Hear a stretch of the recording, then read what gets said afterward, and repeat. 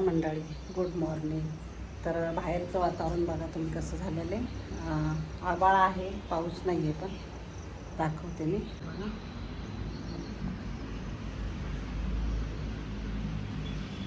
आणि कळ्या भरपूर लागलेल्या आहेत बघा.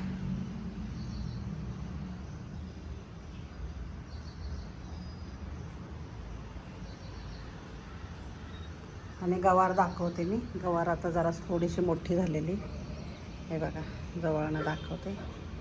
हे शेंगा आहेत गवारच्या. इकडे पण भरपूर लागलेले आहेत.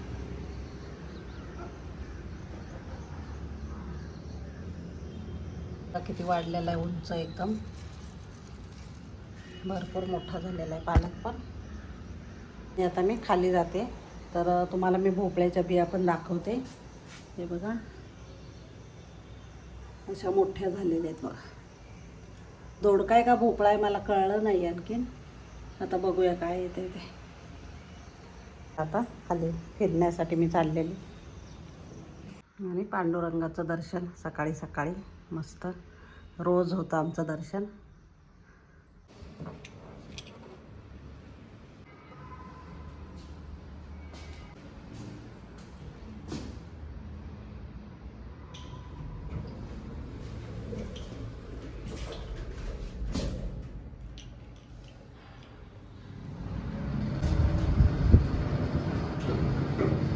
आता मी चालले खाली. छान मस्त वातावरण आहे आणि हवा भरपूर सुटते, त्याच्यामुळे एवढं रात्री तर थंडी वाजत होती. गीतांजली, मी आणि पप्पा खाली गेलेलो. रणजित कायला नव्हता क्लिनिकमधून, तर एवढी थंडी वाजत होती तिला असं वाटत होतं की स्वेटर घालावं. मी शॉल घेऊन गेली होती, अशी एवढी थंडी सुटली मस्त एकदम.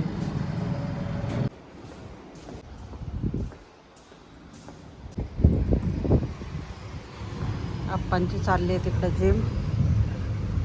हे घेऊन आले होते आप्पांना खाली. दाखवते वातावरण मस्त एकदम छान, एकदम मस्त गार हवा सुटलेली.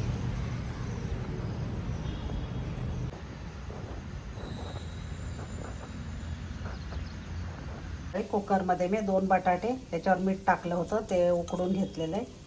आणि इकडे वाटाणे आहेत आणि इकडे बीट आहे. एक बीट पण उकडलेलं आहे खाण्यासाठी. इकडे आवळा ज्यूस करणार आहे प्यायला.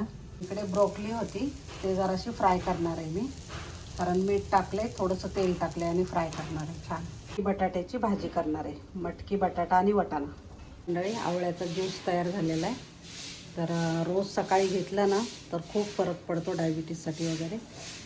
तर आत्ता पण मिळतात आवळे, आणि नेहमीच म्हणजे वर्षभर मिळतात आवळे. तर खूप छान असतं. याच्यामध्ये मी कढीपत्ता घातलेलं आहे, काळं मीठ घातलं आहे, आवळा आणि थोडंसं अद्रक घातलं आहे. तर आंबट लागतो, टेस्टी तर नाही लागत, पण औषध म्हणून घ्यायला काही हरकत नाही. चवळीची भाजी करते, त्याच्यासाठी फोडणी टाकलेले. इकडं चवळी आहे, 2 भाज्या करणार आहे. तर चवळीची भाजी मी तुमच्याशी भरपूर वेळा शेअर केलेली, त्याच्यामुळे मी काय आता दाखवली नाही आहे. तर मटकीची भाजी मी दाखवेन कशी करते. आता तेल टाकून घ्यायचं कढईमध्ये. जिरे मोहरी टाकायची, कांदा टाकून घ्यायचा, कढीपत्ता टाकायचा,